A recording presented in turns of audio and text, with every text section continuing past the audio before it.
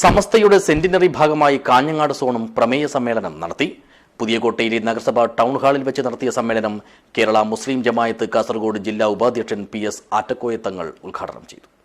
This news sponsored by Shobhika Weddings, Big Mall, Kanyanad, Kozhikode, Koilandi and Kutyadi.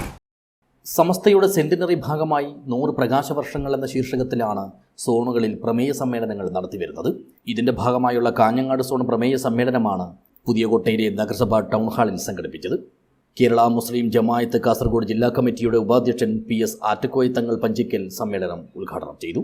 ഒരു സമൂഹത്തിലുള്ള ആഖിറത്തിൽ അല്ലാഹുവിന്റെ ദീനിന്റെ വഹദാനിയത്തിന്റെ ഈ മഹത്തായ പ്രസ്ഥാനം ഞങ്ങൾ അറിഞ്ഞിട്ടില്ല എന്ന് ഒരു സമൂഹത്തിൽ പറയാൻ കഴിയില്ല.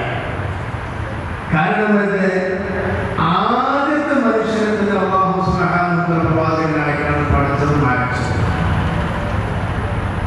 ആ പ്രവാചകനിലൂടെയാണ് ഇവിടെ മനുഷ്യ സമൂഹം ഉണ്ടായത്.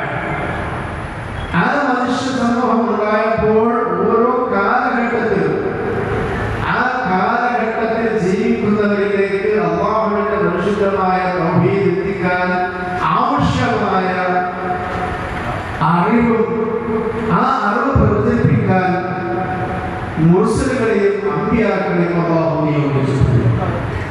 ചടങ്ങിൽ zone EC chairman Abdul Khadir Saqafi Arangadi അധ്യക്ഷനായി. സമസ്ത ജില്ലാ സെക്രട്ടറി കാട്ടിപ്പാറ അബ്ദുൽ ഖാദിർ സഖാഫി പ്രമേയ പ്രഭാഷണം നടത്തി.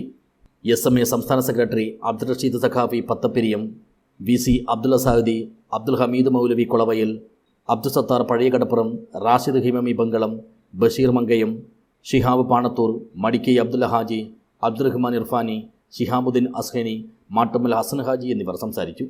News bureau, Kanhangad.